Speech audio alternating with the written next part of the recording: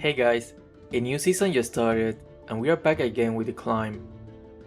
As per usual, here's the list for the current top 15 heroes for solo ranking season 28. If you need a tutorial build for any of these heroes, I will leave the links for each hero in the description. Without further ado, let's start with the list.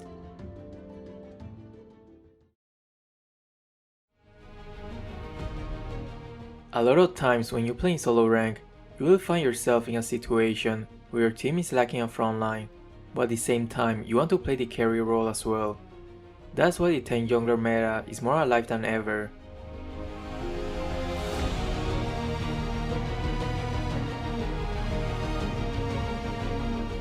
Akai is definitely one of the best tank junglers right now, since he has a lot of CC skills, great mobility, and can sustain a lot as well.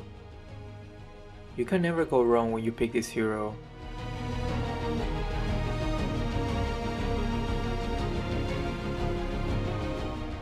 Hayabusa is one of my most preferred assassin junglers right now, especially when the opponents are quite squishy but have insane burst damage. With Hayabusa, you don't have to worry too much about getting one-shotted, because you can just kill them and escape quite easily before they even have a chance to cast any of their skills on you. But it seems like some people think that Saber is a great counter against him, so in that instance, I would recommend building an armor item so he cannot one-shot you with his ult.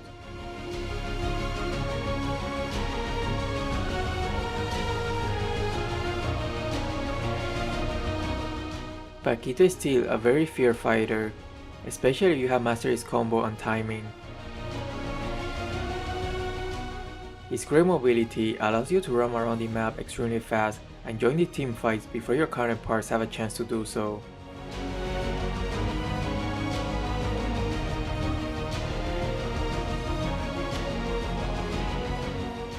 Although Roger is supposedly a marksman, he's more of a fighter, because he's pretty sturdy but at the same time can inflict tons of damage right from the start.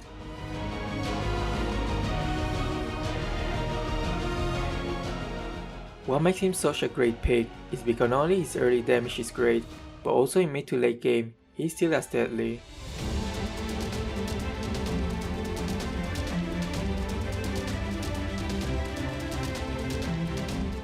It seems like nowadays, building lots of tanky items for Lancelot is the way to go. Build him Thunderbelt and lots of tanky items and you will still be able to easily dive into your opponent's backline and kill most of them, but now you'll be able to take a lot more hits than before.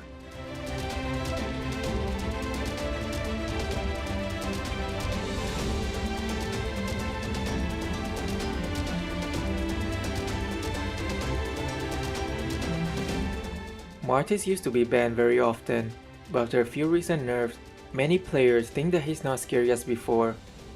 But I tried him recently and I can tell you for sure that he's still a force to be reckoned with.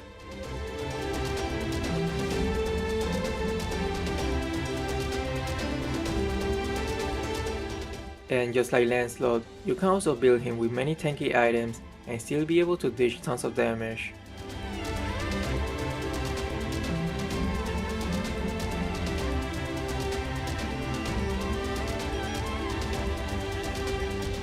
Faramis is one of the most annoying mages to go against, but when he's on your side, he's one of the greatest mages for the team fight. He has one of the most powerful skill sets in the game, especially for a mage. Great mobility, AoE pull skills, burst damage, and most importantly, a second life skill. Also, if the opponents have a glue, then this is a must pick hero. Almost an instant win.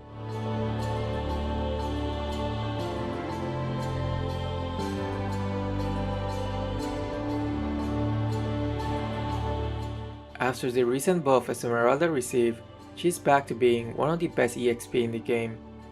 Her sturdiness allowed her to annoy the opponent's backline constantly, and while they are preoccupied dealing with you, your team can easily kill their frontline.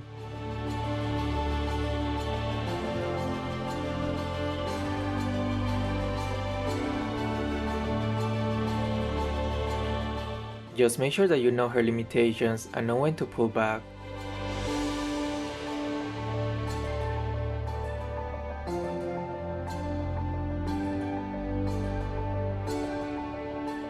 Valentina is an obvious choice for the mage role, especially if the opponents have some game-changing ults such as Atlas, Paramis, Lolita, and many more. Also, if you're worried that she's quite squishy, I would highly recommend building her with 2 or 3 defensive items. In most cases, she's more of a utility hero than a burst mage, so not having 2 or 3 offensive items is definitely okay.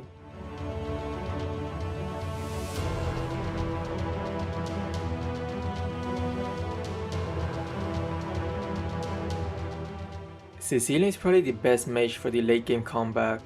He is definitely quite weak in the very early stage of the game, but once those stacks keep getting higher and higher and you get Lightning Truncheon, not even the opponent's tank can sustain his insane burst damage from his first skill.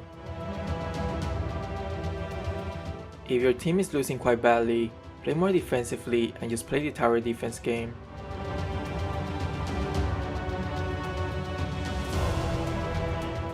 Brody only needs his first core item, and he can easily 1v1 most, if not all the marksmen in the game.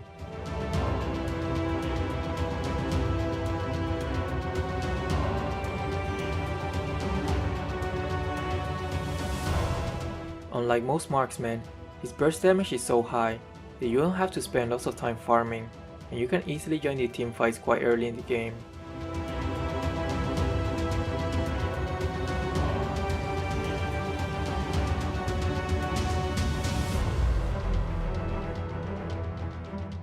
Melissa is another great marksman pick because she can win her lane quite easily, and if she manages to farm pretty decently, she's an absolute monster in the late game.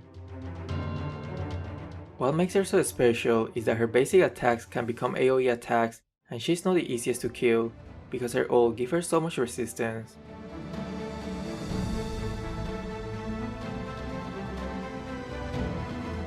Amon is like the magic damage version of Hayabusa. He's so good at killing single targets and have tons of mobility as well.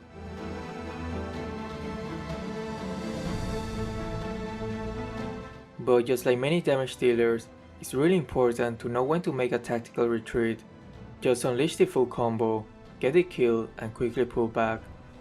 Don't give the opponents an easy time catching you.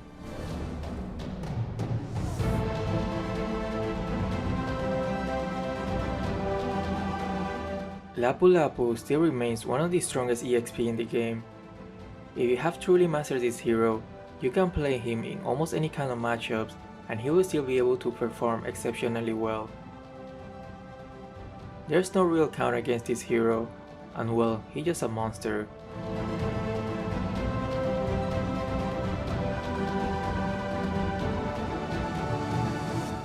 He has everything you'll want in a fighter: CC immunity, tons of dash, CC skills, deals lots of damage, and can tank a lot as well.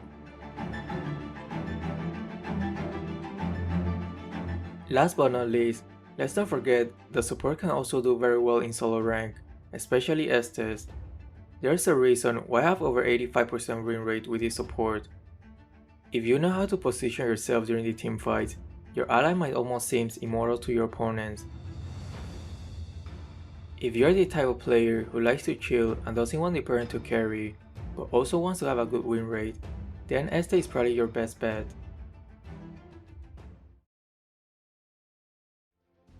As you probably noticed, I didn't include heroes that are banned quite often in this list, such as Joy and Arlott. If they're available, they're obviously one of the best, but there's a reason why they're banned quite often.